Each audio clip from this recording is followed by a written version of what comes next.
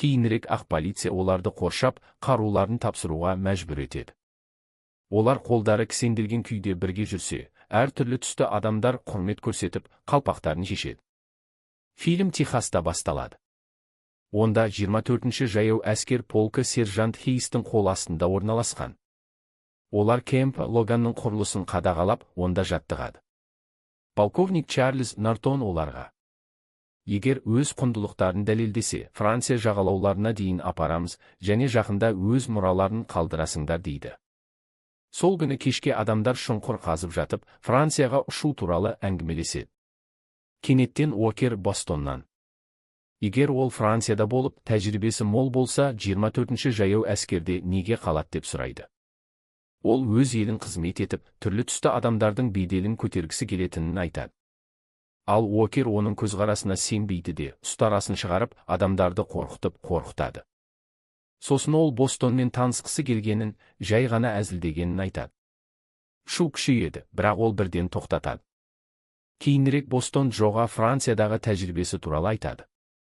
Жүріп бара жатқанда олар Лакидің жартылай салынған үйдің жанында тамақ жеп отырғанын көреді. Кенеттен ақ нәсілді ұстаушы оған тиіседі. Бұл әрекетке ашуланған Бостон Лакиді ақ адамдардан тез арада алып кетеді. Лаки жиренішпен ашуға толы. Кешке олар Франклинмен бірге Хьюстонның бос көшелерімен лагерге қайтып барады. Пойыз станциясына жеткенде 3 цент төлейді. Пойыздағы адамдарды түрлі түсті адамдардан бөледі. Түрлі түсті адамдар тек артқы жақта отыруға рұқсат етіледі. Уокер ақ адамдардың аймағына отыру үшін кіреді. Бұл әрекеті кондуктордың сынына ұшырап, ол оны қатаң түрде артқа баруға бұйырады. Жолдастары оны шақырып, бұл шуды тудыруы мүмкін екенін біледі. Дегенмен Уокер бас тартады. Артқы жағы толы, ал ол лагерге бара жатқан солдат екенін айтады. Сосын кондуктор өтіп бара жатқан офицер Кросстан көмек сұрайды. Түрлі түсті солдаттар қатты мазасызданады да, оны артқы жаққа шақырады. Кросс пойызге кіріп, барлық азаматтық адамдарды түсіруге бұйырады. Ол Уокерді ұрады. Уокер өзі солдат екенін және қайда отырғысы келсе, сол жерде отыра алатынын айтып, қарсылық көрсетеді. Ол қарсылық көрсетуге тырысады, бірақ басқа ақ офицер тоқтатады. Мұны көрген жолдастары араласуға тырысады, алайда ақ әскери полиция оларды қорқытып, үркітеді. Келесі күні полковник Чарльз жеке Бостонды оның құжаттары үшін мақтайды. Оған Айвадағы түрлі түсті офицерлерді даярлау мектебіне ұсыныс жасалады. Ол тез бас тартады. Өз халқына және өз ұлтына қызмет еткісі келетінін айтады. Чарльз оның шешімін қабылдайды да, басқа мәселеге көшеді. Ол кешегі оқиғаны айтып, Уокер нәсілдік кодексті неге бұзғанын сұрайды. Қорғаныс ретінде ол өзі ақш армиясының солдаты екенін, және олар оның америкалық құқықтарын бұзғанын айтады. Керісінше, майор Абнер Локхарт келіспейді. Хьюстонда қара нәсілділердің құқығы жоқ дейді. Полковник те одан нәсілдік кодексті сақтауды талап етеді, шығарып салады. Сол түні Бостон қаладағы шараға барады. Онда ол алғаш рет бір әйелмен танысады. Әдемі әйел әйгілі пианистердің әртүрлі музыкалық шығармаларын пианиномен орындайды. Ол оған жақындағанда бір топ адам сахнаға шығып, шара үшін ойнайды. Әйел ол жерге тек алаңдатқыш ретінде келгенін айтады. Ол одан би билеуді сұрайды. Әйел келіседі. Түрлі түсті адамдар түні бойы би билеп, көңіл көтереді. Біраз уақыттан кейін ол үйіне қайту керек екенін айтады. Ол оны үйіне дейін шығарып салуға ұсыныс жасайды. Олар үйіне жеткенше әңгімелеседі. Қоштасарда Бостон оның атын сұрайды. Ол әдемі әйелдің Мари Даунинг екенін біледі де, өзін таныстырады. Келесі күні полиция бастығы Картер Хэммонд полковник Чарльзге Хьюстон полициясымен енді ешқандай проблема болмайтынын хабарлайды. Оның орнына әскери полиция 24-ші полктың тәртібін қадағалауы керек. Кез келген мәселе жаңа капрал Бостонға хабарлануы тиіс. Жолдастары оның жоғарылауына қуаныш білдіреді. Өкінішке қарай, бірінші сержант Хейс кеңсеге кіріп, оны белгілейді. Бостон полковникке қалада патрульдеу үшін таяқтан басқа нәрсе керек екенін айтып, наразылық білдіреді. Алайда ол өтінішін қанағаттандыра алмайтынын, болған жағдайдың бәрі соғыс министрлігіне хабарланатынын айтады. Тағы да ол оларды солдат және адам ретінде қарауды сұрайды. Кешке Бостон Мюррейге гүл алып барады. Ол оны ойыннан шығара алмайтынын айтып, үйге кіруге рұқсат сұрайды. Әйел бас тартады, себебі Уокер қонақта екен. Ол олардың қарым-қатынаста екенін сұрайды. Жауап бермей тұрып, Уокер есікті жабады. Келесі күні тамақ кезегінде Уокер оған келіп, кеше түні Мюррейге барған үшін оны қорлайды. Тіпті Мюррейді оның жезөкшесі деп атайды. Бұл Бостонды ашуландырады. Ол Уокерді ұрып жібереді. Екеуі бірден жұдырықтасып төбелеседі. Басқа солдаттар қол шапалақтап қолдау көрсетеді. Сосын Локхарт келіп айқайлап тоқтатады да оларды жазаға сүйреп апарады. Жазасы ретінде олардың қолдары байланып, жалаңаш тұрғанда Локхарт грейпфрут салынған қапшықты алып Бостонға ұрады. Ол аурудан азап шегеді. Келесі күні Бостон полковниктен төбелес үшін сөгіс алады. Полковник оны бірден шығарып салады. Шыққанда Локхарт олар төменгі текті екенін, Бостонның да еш айырмашылығы жоқ екенін айтады. Полковник оның білім деңгейі оны төменгі текті деп ойлатуы мүмкін бе деп сұрайды. Ол орнынан тұрып, шығуға рұқсат сұрайды. Жауап ретінде қатаң жоқ естиді. Ол оны сотқа бере алатынын немесе атағынан айыра алатынын айтады. Сол күні Джо мен Бостон лагерде серуендеп жүргенде кенеттен біреу оларға түрлі түсті адам қиындықта деп хабарлайды. Олар көлікке мініп, шу шыққан жерге барады. Жерде өлі түрлі түсті адам жатқанын көреді. Уокер оны ұстап тұр. Бостон ақ нәсілді Томми Лиге пышағын тастауға бұйырады. Адам жерге түкіреді. Ол артына қарап, Джоның кетіп бара жатқанын көреді. Оны шақырады, бірақ ол жүре береді. Тағы да ақ адамға пышағын тастауға бұйырады. Ол шабуыл жасаймын деп қорқытып, Бостон оның қолынан ұстап, кепілге алады. Ол ақ адамдарға: егер солдаттарға шабуыл жасасаңдар, ақша алмайсыңдар деп айтады. Сосын Миллерден сол адамды көтеріп, өздерімен бірге алып кетуін сұрайды. Полиция бастығының кеңсесінің алдында ол адамды ұстап, 24-ші жаяу әскерге қауіп төндіргені және адам өлтіргені үшін тұтқындағанын айтады. Бастық Томмиден шындық па деп сұрайды. Ол иә дейді. Сосын басшы полицияға Томмиді тұтқындауға бұйырады. Ақ әскери полиция қарсылық білдіріп таңғалады. Бірақ бастық оны жұмыстан шығарамын деп қорқытып бағындырады. Полковниктің кеңсесінде Бостон оқиғаны қызу хабарлайды. Дауысын көтеріп, 20 адам төртеуін қоршағаны туралы айтады. Майор оны тыныш сөйлеуге ескертеді. Полковник тағы да қару сұрайды, бірақ бас тартады. Бастық рұқсат етпейді. Сонымен қатар полиция оны өлтіргісі келеді дейді. Шыққанда сырттағы түрлі түсті солдаттар оны қол шапалақтап құттықтайды. Өйткені ол ақ адамды тұтқындаған алғашқы түрлі түсті адам. Сол түні Уокер оған келіп, күндіз ақ адамдарға қалай қарсы тұрғаны туралы сұрайды. Олар қара нәсілділердің өмірі, жас кезінде жетім қалып, отбасынан ажырағаны туралы әңгімелеседі. Сосын Уокер Мюррей туралы айтқанын қайтарып алады. Ол нағыз лайықты ханым екенін, олардың қарым-қатынаста еместігін айтады. Келесі күні Бостон Мюррейге сөйлесуге барады. Әйел оны іздеп жүрген жоқсың ба, ұнамайды деп сұрайды. Ол сендіріп түскі асқа шақырады. Мейрамханада ол берген гүлдер туралы сұрайды.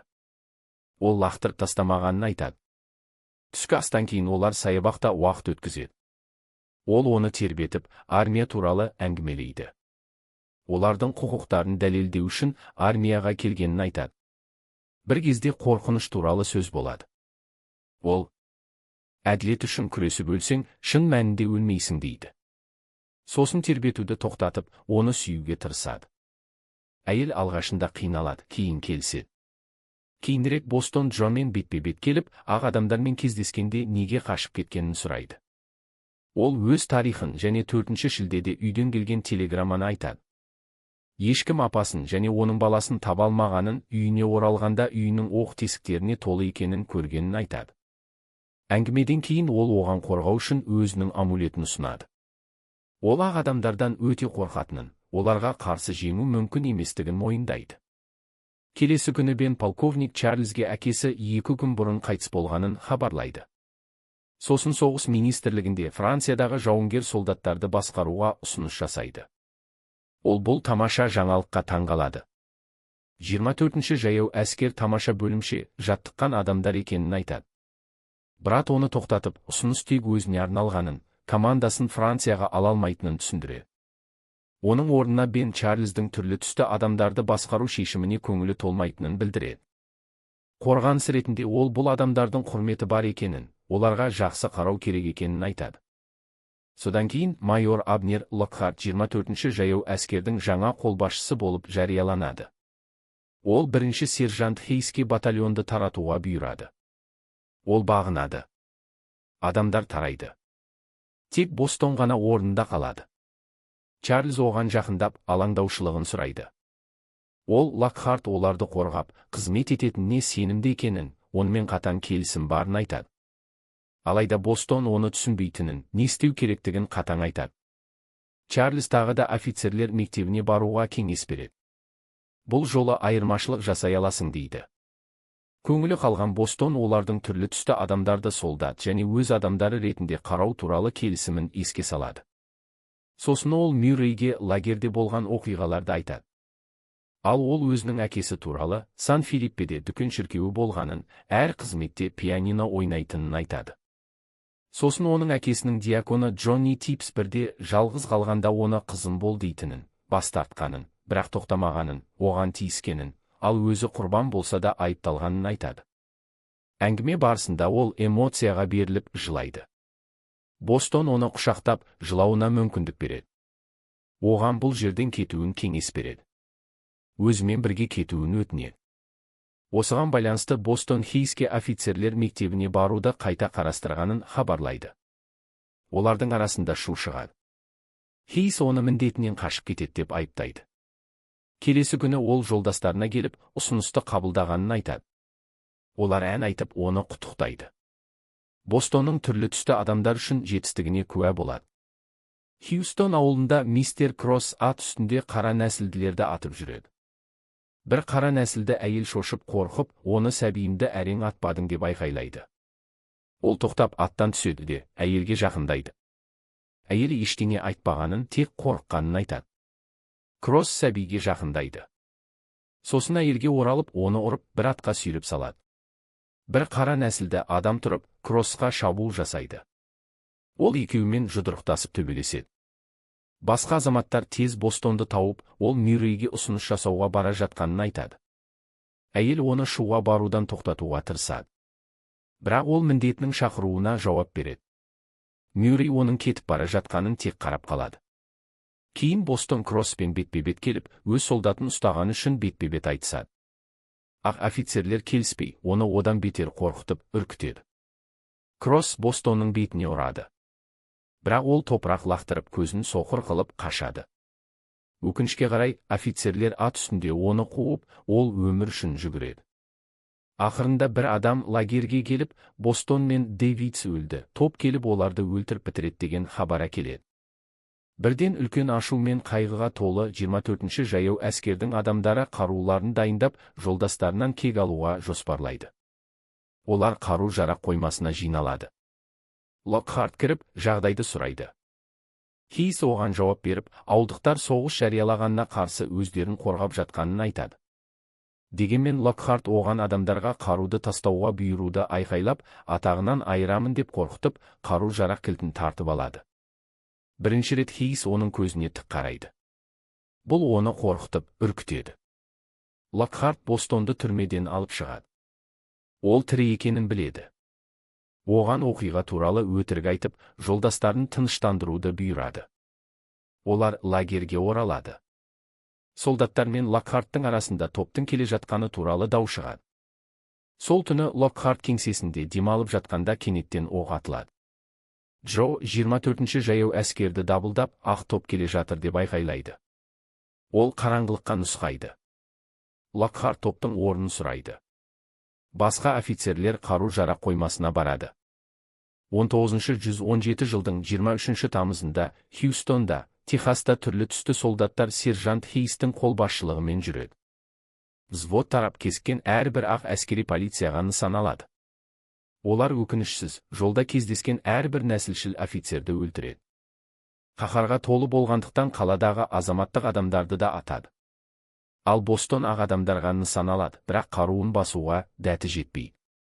Бірнеше минуттан кейін солдаттар жолды бөгеп тұрғанда бір машина жақындайды. Бостон взводқа отты тоқтатуды бұйырады. Ол жолаушыларды тексеріп, жаңа туған сәбиі бар отбасы екенін растайды. Ақ отбасына өтуге рұқсат береді. Кейін тағы бір машина келіп, айқайлап, сигнал беріп, отты тоқтатуды сұрайды. Бірақ взвод әлі де атады. Тағы да Бостон өлген адамдарды тексереді. Бұл оны сөзсіз қалдырады. Хейс оған жақындап, олар ұлттық гвардия солдаттары екенін растайды. Әрбір адамда қорқыныш пайда болады. Көтеріліс аяқталғанда ол лагерге орала алмайтынымызды, тіпті Бостонға өзін өлтіруді бұйыратынын айтады. Басқа адамдарға маршты жалғастыруды, қол алысып, Бостонды қалдыруды айтады. Ол оны атпайтынын айтады. Оның орнына өз пистолетін береді. Хейс оны Бостонның алдында өзін өлтіреді. Адамдар орманда бірнеше күн өткізіп таңды күтеді. Кейінірек ақ полиция оларды қоршап, қаруларын тапсыруға мәжбүр етеді. Олар қолдары кісенделген күйде бірге жүрсе, әртүрлі түсті адамдар құрмет көрсетіп, қалпақтарын шешеді. Сосын Мюррей Бостонды көріп, оған қарай жүгіреді. Бірақ ақ полицей мылтықпен қалқалап, оны итеріп жібереді. Бұл Бостонды ашуландырады. Бірақ жұп тек тағдырларын қабылдауға мәжбүр. 1917 жылдың 1 қарашасында оқиғадан 3 ай өткен соң, полковник Чарльз Бостонмен кездеседі. Ол, егер ешкім айғақ болмаса, барлық адамды өлтіреміз дейді. Оны құтқару үшін жаяу әскерге қарсы айғақ беру керек екенін келіссөз жүргізеді. Алайда ол орнынан тұрып, бас тартады. Басқа солдаттарды құрбан еткісі келмейтінін айтады. Олар ақ адамдардан көрген кемсітушілік туралы әңгімелейді. Өзі қаруын баспағанымен басқа солдаттар сияқты оларды өлтіргісі келгенін айтады. Ақырында, егер бір түн әділет үшін төленетін төлем өлім болса, төлеуге дайынмын дейді. Жоқ деп 3 рет жауап береді. Чарльз оның қызметімен өз амбициясынан гөрі құрбандыққа дайындығын тамашалайтынын айтады.